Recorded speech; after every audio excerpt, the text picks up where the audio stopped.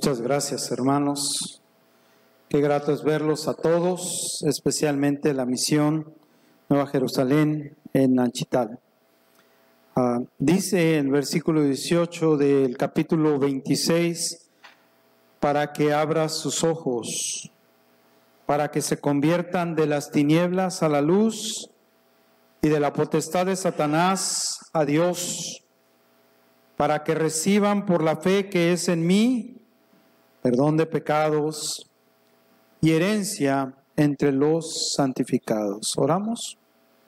Señor, gracias por esta palabra de estos 2 capítulos de Hechos, que sin duda, Padre, hoy hablarán a nuestras vidas. Bendice a todos los presentes y también, Señor, a los que nos están siguiendo a través de las redes sociales. Bendice a todas las familias, todos los hogares que representamos, que seamos una bendición en la ciudad donde estamos, que puedan ver en nosotros humildes servidores tuyos y pregoneros, heraldos del Evangelio, mensajeros de la buena palabra de vida, en el nombre de Jesús. Amén. Amén. El título del mensaje es La última batalla, y esto fue inspirado en el último libro, precisamente de la saga de las Crónicas de Narnia, escrito por un gran autor evangélico, C.S. Lewis, inglés, quien fue uno de los grandes escritores del siglo pasado. En este cuento de la última batalla hay un burro llamado Cándido, que usa una piel de león y se hace pasar por el gran rey Aslan, que si nosotros nos damos cuenta representa a Jesús. Esto lo hace por órdenes de un mono llamado Truco, quien gobierna con despotismo a Narnia. Y la idea de este cuento es descubrir el engaño. Esa es la tarea de los seguidores del verdadero monarca. Y con este contexto abrimos estos 2 capítulos, 25 y 26 de Hechos. Quiero que conozcamos a los Herodes, la dinastía herodiana. En primer lugar, el rey Herodes el Grande, de origen idumeo. Idum es Edom, y Edom era los descendientes de Saúl, que tanto odiaban a los descendientes de Jacob, a los judíos. Herodes llegó a ser rey a través de grandes matanzas y contubernios con el Imperio Romano. Incluso llegó a matar a su primera esposa y a todos sus hijos. Él era un hombre sanguinario. Y él declaró su guerra a Jesús. ¿Recuerdan ustedes? Fue el que mandó la matanza de los niños en Belén de Judea. Su hijo, Herodes Antipas, no fue mejor que él. Uno de los tetrarcas siguió sus pasos. Y él mandó matar a Juan el Bautista, que le cortaran la cabeza por una promesa tonta hecha. También consintió en la muerte de Jesús de Nazaret al regresarlo con Poncio Pilato y no declararlo inocente. Su nieto se llamaba Herodes Agripa. Este no era hijo de Antipas.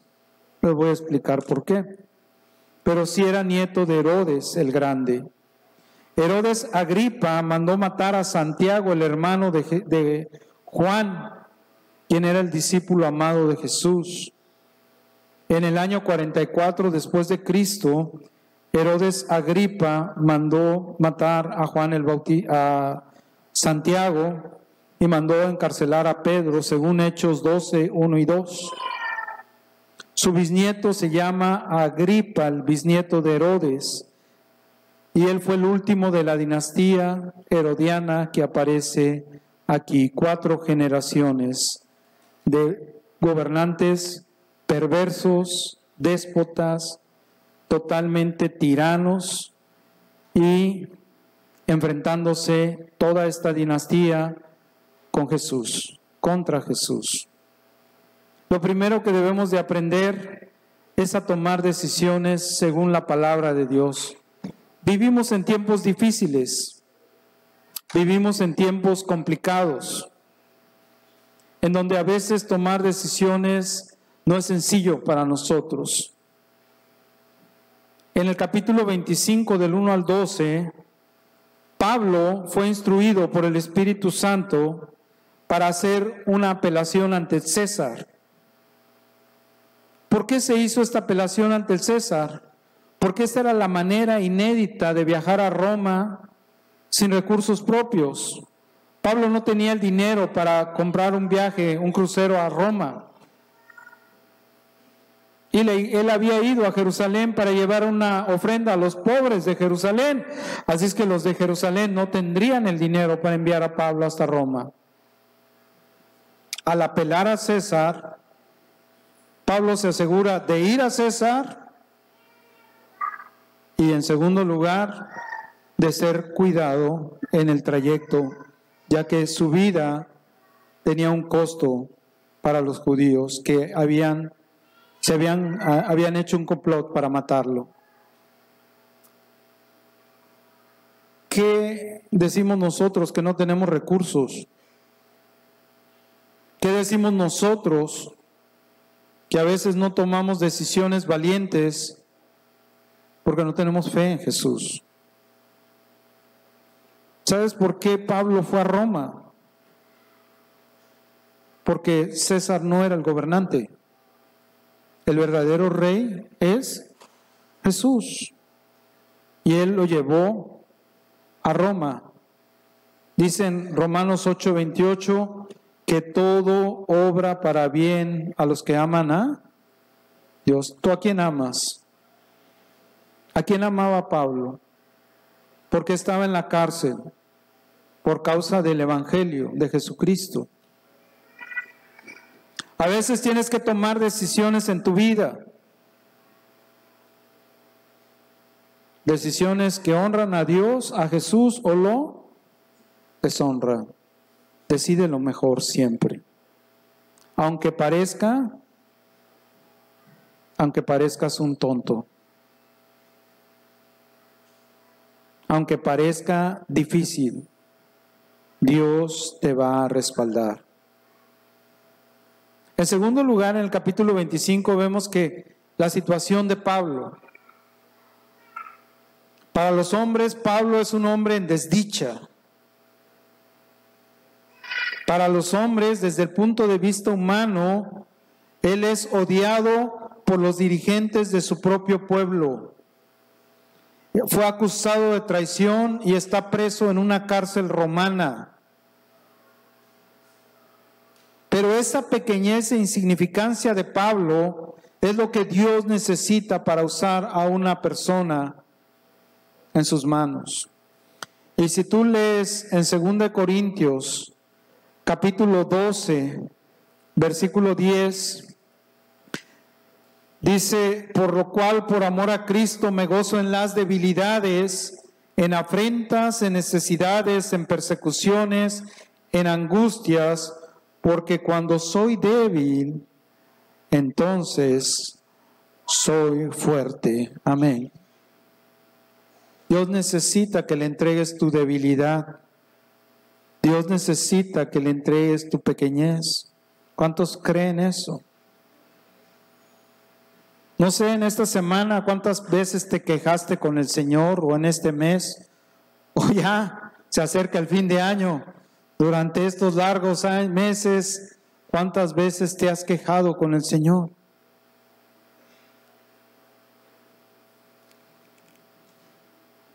La situación que estás viviendo, la situación que vive la ciudad, y la gente se queja y se queja y se queja. Y piensan que eso es un justificante para dejar de obedecer a Dios. La gente piensa que eso es un justificante para dejar de confiar, de orar, de congregarse.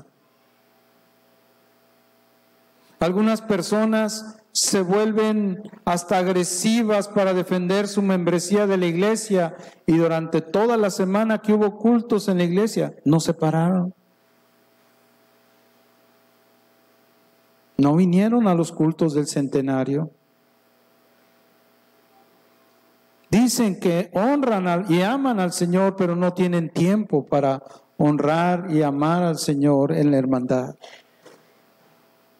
Pues porque somos muy importantes, porque tenemos trabajos muy importantes en la ciudad, porque tenemos familias muy importantes en la ciudad, como la familia de Herodes. ¿Sobre qué estás construyendo tu vida? Mientras que los demás veían en Pablo una gran debilidad, y Flavio Josefo se burla cuando hace la descripción de Pablo, dice que era calvo, de pequeña estatura, enano y de nariz aguileña, es decir, era feo, pobrecito Pablo, no como el pastor Oscar, ¿no? Es alto, guapo, ¿no? Sin nariz, pero guapo, y sin ojos, pero guapo. ¿Cuál es tu situación?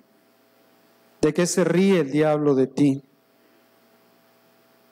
A mí me encanta cuando leo Nehemías y llene aquellos enemigos y van a la mitad. ¿Te acuerdas cuando van a la mitad de la reconstrucción? ¿Qué dicen? Se burlaban de ellos y hacían sarcasmo. Estos, lo que empezaron, si pasa una zorra sobre eso, se va a caer. ¿Y sabes qué? Lo peor de todo es que el enemigo tiene razón. Eres pequeño. Y eso es lo que Dios necesita para mostrarle a este gran pueblo lo grande que es Dios en tu vida. No te quejes de la situación que vives. Trabaja sobre lo que estás viviendo con el Señor. En tercer lugar, aprendemos que la defensa de Pablo es una hermosa exposición del Evangelio, y ahí mismo él presenta ante Agripa y Festo su defensa basado en su propia vida. En Filipenses capítulo 1, versículo 15, dice: algunos a la verdad predican a Cristo por envidia y contienda, pero otros de buena voluntad. Los unos anuncian a Cristo por contención, no sinceramente, pensando añadir aflicción a mis prisiones. Pero los otros por amor, sabiendo que estoy puesto para la defensa del Evangelio. Amén. Así es que si Dios te tiene en la situación en la que estás, es porque fuiste puesto para defender el Evangelio. Hechos 26, 18. Para que abra sus ojos, para que se conviertan de las tinieblas a la luz y de la potestad de Satanás a Dios, para que reciban por la fe que es en mí, dice el Señor Jesús, perdón de pecados y herencia entre los santificados. Amén. Y entonces Agripa II y Festo se dieron cuenta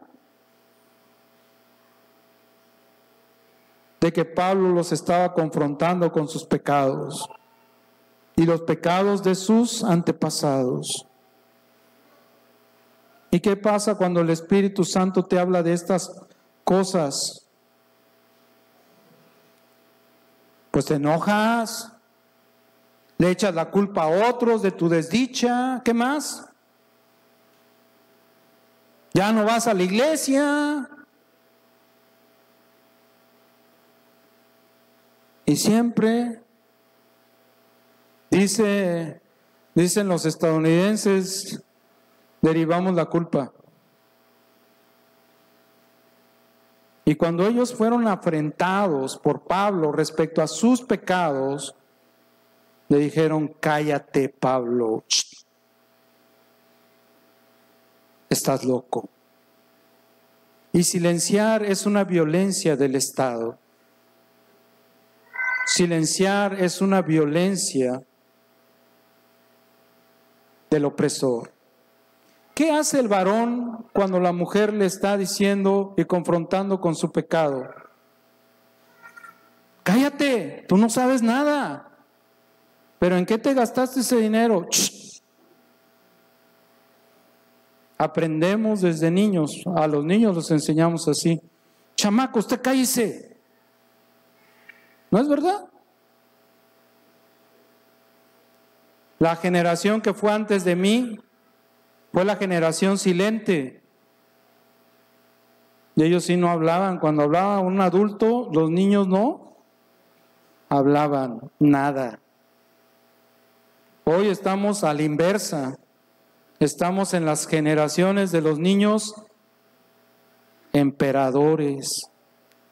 Hoy se hace lo que dice el niño, se va a comer donde dice el niño, se viste uno como quiere el niño. Porque no seguimos la palabra de Dios. ¿Por qué no creyó Agripa? Pablo le dice, yo sé que tú crees, rey. Pero él dice, por poco me convences de ser cristiano. Quizás tenía la presión social, era el gobernante, ¿no es verdad? Quizás tenía la presión familiar, tenía ciertas tradiciones familiares, y asumir que Jesús era el Mesías era decir que su abuelo, que sí estaba loco, ¿verdad? Tan mal estaba de la cabeza que este hombre mandó matar su bisabuelo. Herodes el Grande mandó matar a su primera esposa y a todos sus hijos. Desconfiaba de todos. Era admitir eso. Era admitir nos equivocamos al haber matado a Jesús de Nazaret. En lugar de encontrar una respuesta ahí, él veía su afrenta, su orgullo, su prejuicio, su jactancia. ¿Cuántas cosas puedes perder por amor a Jesús?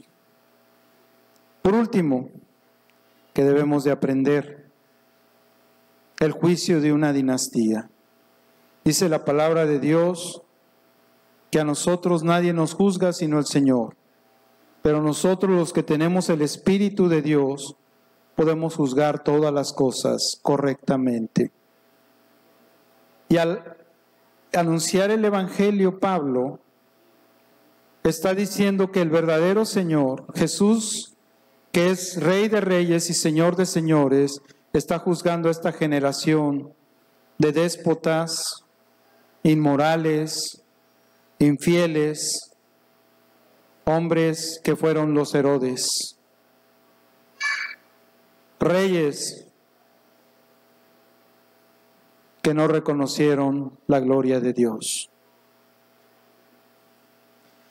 Y ahí viene la analogía con el cuento de C.S. Lewis.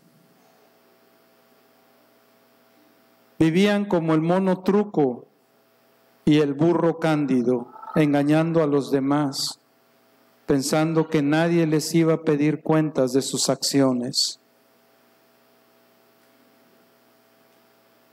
¿Qué dice Éxodo 20? Me gustaría que lo leyéramos juntos. Los que están también ahí siguiéndonos en Facebook, abran sus Biblias en Éxodo 20. Yo sé que ustedes se saben de memoria los 10 mandamientos porque ya son miembros de la iglesia. Así es que si se los pregunto ahorita, pues me los dicen al derecho y al revés, ¿verdad? ¿Verdad que sí? El segundo mandamiento, después del primero, del versículo 3, no tendrás dioses ajenos delante de mí. El segundo mandamiento dice lo siguiente, ¿lo leemos juntos? Bueno, si ya lo tienes, ponte de pie. Éxodo 24. Ponte de pie. Así me doy cuenta cuántas Biblias puedo vender la próxima semana. Éxodo 20, 4 al 6. Vamos a ir poco a poco y voy a ir comentando estos versículos. No te harás, subraya imagen en tu Biblia. ¿No te harás qué? Imagen. Ni ninguna semejanza de lo que esté arriba en el cielo. ¿Qué hay arriba en el cielo, niños? ¿Qué hay? ¿Qué vemos? Nubes. ¿Qué más? Sol, luna, estrellas, aves, palomas, águilas, no, porque no sé, no estoy bromeando. Sí, hay águilas. Dice, no te hagas imagen ni ninguna semejanza de lo que está en el cielo, ¿verdad que sí? Luego dice, tampoco de las cosas que están en la tierra. ¿Qué hay en la tierra? ¿Gusanos? Animales, agua, plantas, personas. No te hagas imagen de ninguna persona. Está bien claro en la Biblia, ¿no? Y luego dice, y debajo de la tierra. ¿Qué hay debajo de la tierra? Alguien dijo lombrices. Sí, hay lombrices debajo de la tierra. ¿Qué más? Petróleo, agua, animales, fuego. ¿Qué sale de los volcanes? Fuego, lava. Y por lo tanto se creía que debajo de la tierra habitaban los demonios, el mundo sobrenatural maligno. No te harás imagen de la muerte ni de las cosas que se adoran en los cerros, en las cuevas. Y no dice solamente no te harás imagen, dice, no, versículo 5, lee conmigo, no te inclinarás a ellas, ni las honrarás, porque yo soy Jehová tu Dios, fuerte, y subraya, celoso. Aquí Dios es celoso.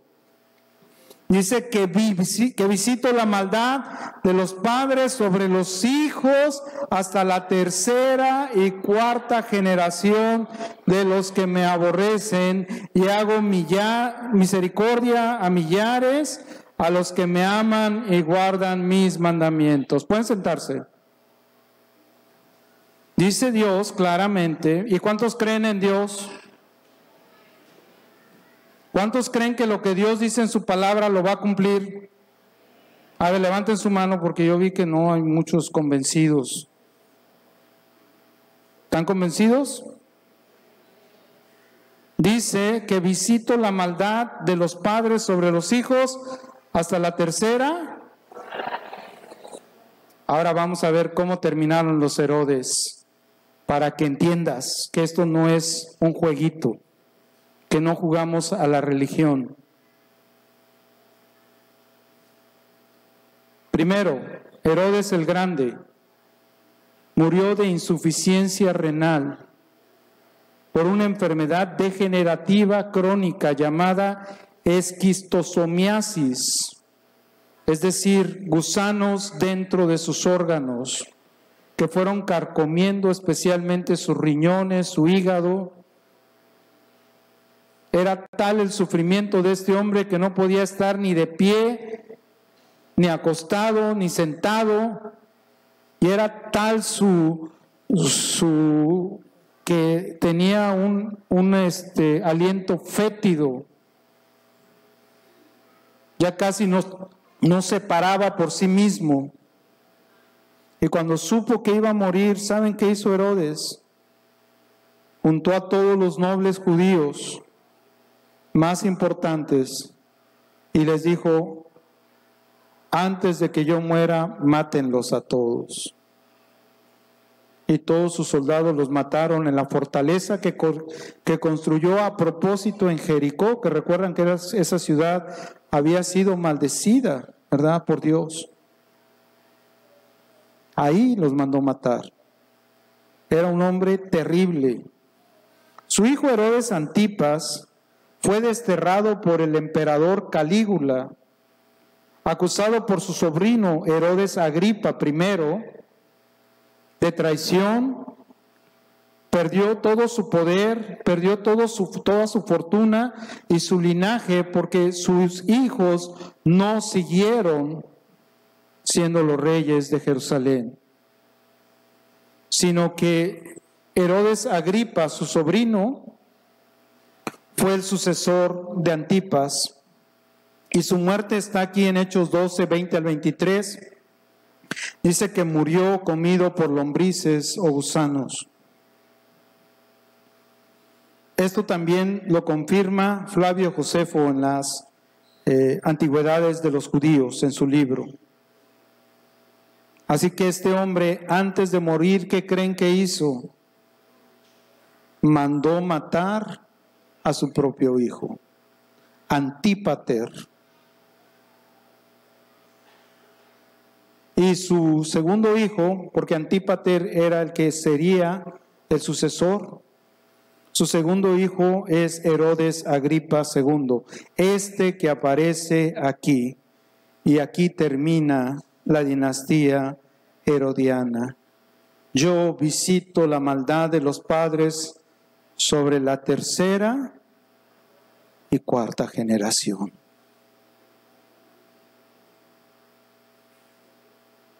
Dios, cuando habla en su palabra, habla en serio. Pero dice, hay una promesa de gracia en ese mandamiento. Y hago misericordia a millares, ¿verdad?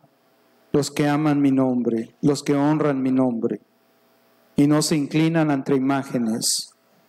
¿Quieres salvar tú a tus hijos? ¿Quieres que tus hijos sean salvos? Confía en Jesús. Deja de jugar a adorar otras cosas, inclusive a ti mismo, porque hay personas que se adoran a sí mismas. ¿No es verdad? Yo no voy a la iglesia porque no quiero, no me latió. Entonces, ¿quién es tu Dios? Pues tu manera de latirte el corazón. ¿No es verdad? Yo desdeño esto, pues porque no quiero. Por mi familia, por mis tradiciones, por lo que tú quieras. Hoy nos toca decidir de qué bando estar, como en el cuento de la última batalla. Sabían los protagonistas que ese que se presentaba ahí no era el verdadero rey. Era alguien que se disfrazaba para engañar a las personas. Y estuvieron dispuestos a dar su vida por el rey. El conflicto, la última batalla, es una batalla de adoración. De hecho, se le presenta a Jesús en la tentación. El diablo le dice ya descaradamente, si tú postrado me adoras, yo te entrego todas las riquezas de este mundo. Pero los cristianos, los que leen la palabra como Jesús, saben que la propiedad de este mundo no le pertenece al diablo, sino a Dios. De Jehová es la tierra y su plenitud, el mundo y los que en él habitan. Vete, Satanás. Vete, Satanás. No tienes más autoridad en mi vida y mucho menos en la vida de mis hijos. ¿Quién está dispuesto a pelear por sus generaciones? Hoy veo gente rendida, pero no rendida a Dios, rendida en el sentido de que ya no quieren nada. Ya no quieren compartir el evangelio, ya no quieren ayudar a las personas, ya no quieren servir en algún ministerio. Ya quieren descansar, ¿verdad? Como si hubiera una sala de descanso.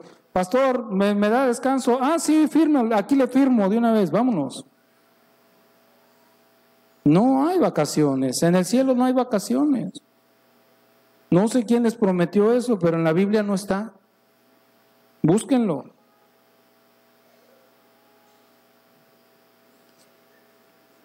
El diablo hace todo lo que puede para impedir que nos reunamos a adorar a Dios. Si algo le detesta al enemigo es que tú te reúnas a adorar a Dios. Hace todo su esfuerzo para engañarte, hace todo su esfuerzo para desanimarte, hace todo su esfuerzo para distraerte del fin principal del hombre. ¿Cuál es el fin principal del hombre? El fin principal del hombre es glorificar a Dios y gozar de Él para siempre. ¿Quieres ayudarnos a salvar miles de generaciones en Coatzacoalcos hoy? Esa es la batalla que se libra en esta ciudad.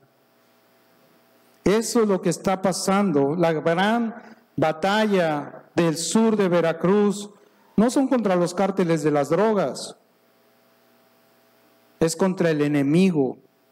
No tenemos lucha contra carne ni contra sangre, sino principados, potestades, gobernadores en las regiones celestes, gobernadores de maldad.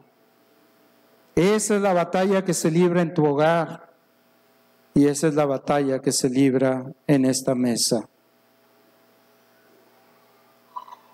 Confiar en Jesús, en el Rey y obedecerle, o confiar en el príncipe de este mundo y seguir la corriente de este mundo. Yo espero que tomes una decisión y no te equivoques como todos los Herodes.